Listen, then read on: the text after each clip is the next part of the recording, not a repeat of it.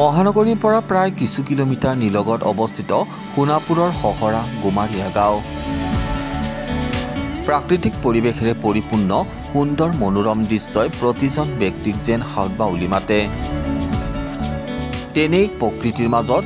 সংযোজন ঘটিল এখন আটকধুনীয়া বিলাতী ৰিজৰ্ট, নাম হিয়া ৰিট্ৰিট ৰিজৰ্ট।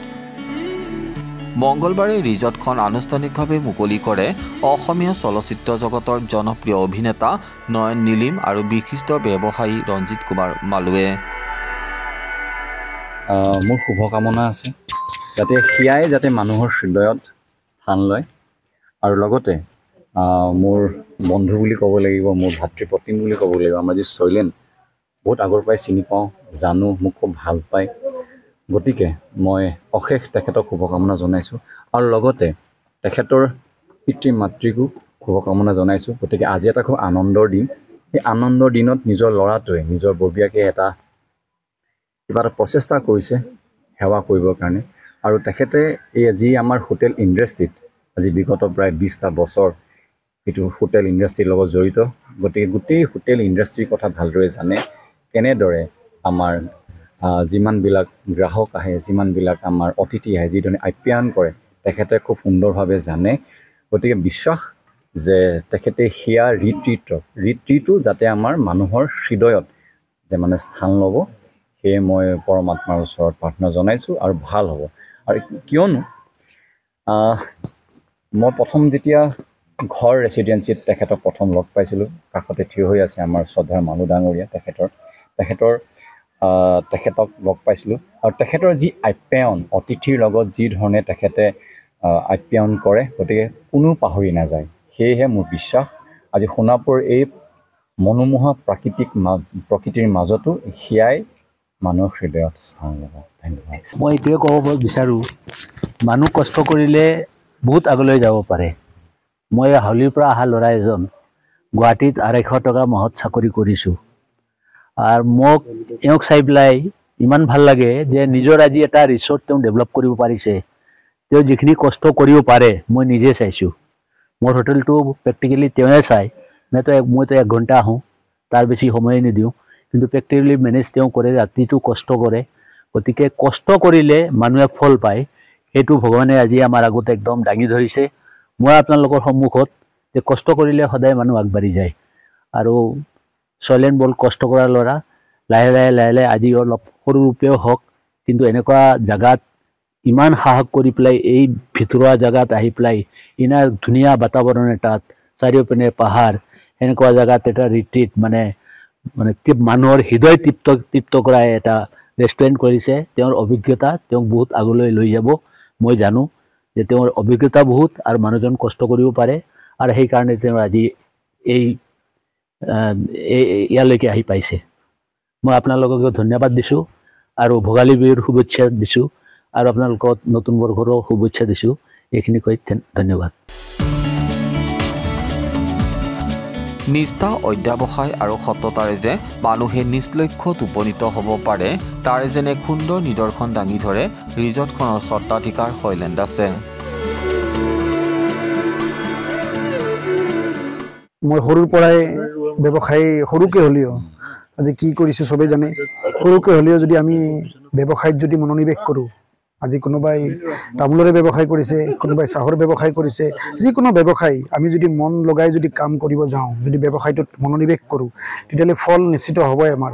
যেনে মই য'ত চাকৰি কৰি আছোঁ, প্ৰাইভেট চাকৰি কৰি আছোঁ, প্ৰাইভেট চাকৰি আজি মই 20 বছৰ কৰিছোঁ হোটেলত, আপোনালোকে জানে। গতিকে সেই কামটো যদি আপুনি মনোনিৱেশ কৰে, আজি হোটেলৰ চাকৰি কৰক, আপোনালোকে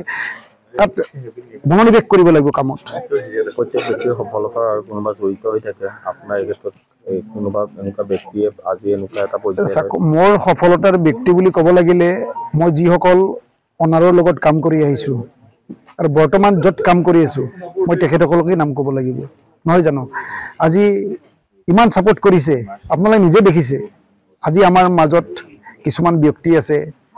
যে কোনোবাই ষ্টাফে ৰিজৰ্ট খুলিলে, কোনোবাই হিংসা কৰে, কোনোবাই কিবা কৰে। এইটো আমাৰ ক্ষেত্ৰত হৈছে এনেকুৱা, আমাৰ আগৰ পাষ্টত যে আমি কাম কৰি আহিছিলোঁ, কিবা কৰিলে থ্ৰ' কৰি দিয়ে, কিন্তু আমাৰ ক্ষেত্ৰত সেইটো হোৱা নাই। গতিকে আপোনালোকে দেখিছে, ছাৰ আহিছে, মেডাম আহিছে। গতিকে আপোনালোকে এইটো এটা মানুহৰ মাজত এইটো এটা ইনস্পিৰেশ্যন হ'ব লাগে। গতিকে আপুনি যদি কাম কৰে আপোনাক সকলোৱে ভাল পাব গতিকে আমাৰ যুৱ প্ৰজন্মই আগুৱাই যাওক নিজৰ কামত মনোনিৱেশ কৰক সেইটো চৰকাৰী চাকৰিয়ালেই হওক বা সেইটো ব্যক্তিগত কামেই হওক মনোনিৱেশ কৰক সফল এদিন নহয় এদিন হ'বই আপুনি কৈছিল যে আপুনি বিনিয়োগ হিচাপে বাচন হয় হয় গতিকে আজি এনেকুৱা এটা পৰ্যায় পাইছে কি ক'ব মানে কেনেদৰে এই চিন্তাধাৰাটো মনলৈ আহিলে চিন্তাধাৰা বুলি ক'ব লাগিলে ষ্টাৰ্টটো আমাৰ হোটেলৰ পৰাই আপুনি জানিব চবেই জানিব গ্ৰীণউডত যিসকলে কাম কৰি আছে তাতে মই বাচন ধুইছিলোঁ সেইটো সকলোৱে জানে এইটো একদম লোকঢাক নাই ইয়াত আজি 2004 চনত মই তাত বাছত 4-5 চনত বোধহয় আৰু মোক হোটেল ইণ্ডাষ্ট্ৰীত আনিছিলে শ্ৰদ্ধাৰ ব্যক্তিজনৰ নাম ক'বই লাগিব বাপন দাস এতিয়া আৰিয়ন্সৰ জেনেৰেল মেনেজাৰ তেওঁ মোক আনিছিলে তাৰপিছত মই হোটেল মেনেজমেণ্ট মই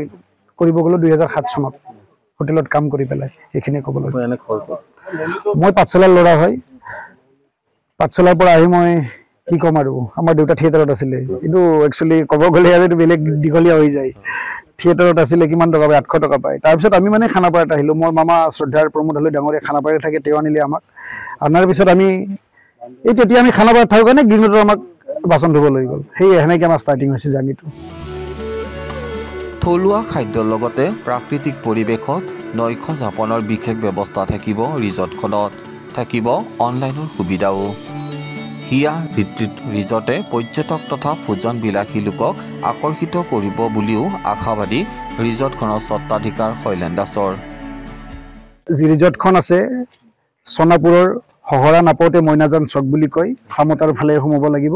আপোনালোকে সকলোৱে আহক আৰু ইয়াত আপোনালোকে সকলো ধৰণৰ খাদ্য উপভোগ কৰিব পাৰিব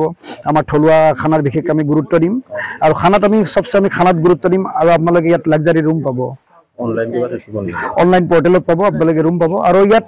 সকলোৱে পাৰ্টি ইয়াত ঘূৰি যাব নালাগে কোনোবাই যদি পাৰ্টিৰ কাৰণে ঘূৰি যাব নালাগে যি বাজেট হয় মই তেনেকৈ মই ইয়াত কৰিম কাৰণ মই জানো ভোগালী বিহু বুলি আমাৰ থাকিব ভোগালী বিহুলৈকে ফুডৰ ওপৰত থাকিব 20% ডিছকাউণ্ট আৰু ৰুমত থাকিব 30% ডিছকাউণ্ট ইয়াত ঘূৰি যাব নালাগে ইয়াত আহিলে আনহাতে শৈলেন দাসৰ এনে প্ৰচেষ্টা শলাগ লৈ প্ৰতিবিম্ব লাইভৰ স্বত্বাধিকাৰ তৌফিক আহমেদৰ লগতে একাংশ উপস্থিত অতি দিয়ে নাই ভাল লাগিছে এইটো আৰু শৈলেন্দ্ৰৰ যিটো সংগ্ৰামী যাত্ৰা সেইটো দেখিছোঁ আমি আগৰ পৰা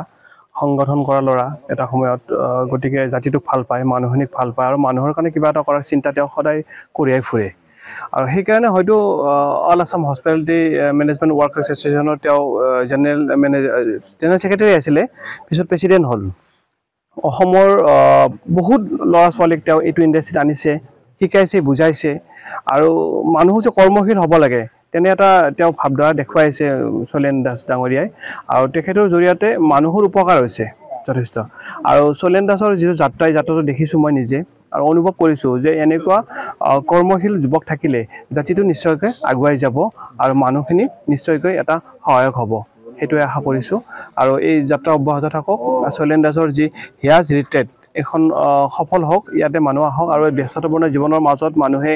অকণমান নিৰিবিলি ঠাইত সময় কটাব বিচাৰে গতিকে তেনেকুৱা এটা পৰিৱেশ দিবলৈ এটা সক্ষম হৈছে খুব ভাল লগা এটা পৰিৱেশৰ মাজত প্ৰাকৃতিক পৰিৱেশৰ মাজত হিয়াজ ৰিট্ৰেট আছে গতিকে আহিলে নিশ্চয়কৈ ইয়াতে এটা স্মৰণীয় মুহূৰ্ত কটাব পাৰিব সকলোৱে আচলতে তেখেত মোৰ ডাঙৰ ককাইৰ দৰে আৰু তেখেতৰ পৰা ইনস্পিৰেশ্যন ল'বলৈ বহুতখিনি আছে মই এটা কথাত তেখেতক শলাগ লৈছোঁ তেখেতে এই সৰু জেগা এটাৰ পৰা একদম গাঁৱৰ ৰিমোট এৰিয়াৰ পৰা গৈ লৈ পেলাই বহুত জেগা তেওঁ ঘূৰি আহিছে ঘূৰি আহি লৈ পেলাই কিন্তু তেখেতে সাহস কৰি পেলাই তেওঁ নিজৰ জেগাতে কিন্তু এখন ৰিজৰ্ট খুলিছে সেইটো শলাগ ল'বলগীয়া কাৰণ আমাৰ মাজত আমি দেখিছোঁ আমাৰ নৱপ্ৰজন্মসকলে শিক্ষা গ্ৰহণ কৰি বাহিৰত গৈ পেলাই তেওঁলোকে নিজৰ জীৱিকাৰ কাৰণে বাহিৰত গৈ তাতে তেওঁলোকে ছেটেল হয় কিন্তু তেখেতৰ মানসিকতাটো বৰ অদ্ভুত তেওঁ নিজৰ জেগাটো তেওঁ যিমানখিনি বহুত সৰুৰ পৰা তেওঁ এতিয়া আজি এই পৰ্যায়ত পাইছেহি ইমানখিনি পায়ো যে তেওঁ নিজৰ অঞ্চলৰ কথা ভাবি লৈ পেলাই এইটো এটা শলাগ ল'বলগীয়া কথা কাৰণ তেওঁ নিজৰ জেগাত যেতিয়া ডেভেলপ কৰিব বিচাৰিছে সেইটো আজি প্ৰজন্মই নিবিচাৰে মানে তেওঁ বেলেগত কিবা অপৰচুনিটি পালে তেওঁলোক গুচি যায় কিন্তু তেখেতে বাহিৰত অপৰচুনিটি পায়ো তেওঁলোকৰ যি অভিজ্ঞতা লৈ পেলাই আজি তেওঁলোক ইয়াত উপস্থিত হৈছেহি অঞ্চলবাসী সঁচাই তেওঁলোক বহুত মানে লাকি যে সন্তান তেওঁলোকৰ মাজত আছে ল'ৰা ছোৱালীটো চৰকাৰী চাকৰি পিছতে দৌৰে হয় সেইটো বহুত চৰকাৰী চাকৰিয়াল নহয় বাৰু মই যদিও মই ইউনাইটেড নেশ্যনত হেৰি কৰোঁ মই সেই বস্তুটো মই তেওঁলোকক ক'ব বিচাৰিছোঁ ইয়াৰ দ্বাৰা যে প্ৰতিভা চবৰে বেলেগ বেলেগ থাকে সেই নিজৰ প্ৰতিভাটো নিজে চিনাকি হৈ লৈ পেলাই নিজক প্ৰথমতে জানি লৈ পেলাই তেওঁলোকে আগবাঢ়িব লাগে চৰকাৰী চাকৰি কৰাটো বেয়া কথা নহয় কিন্তু যদি নিজেই নিজকে আগবঢ়াই নিব পাৰে স্বাৱলম্বী হ'ব পাৰে সেইটো আৰু এটা অলপ ভাল গুণ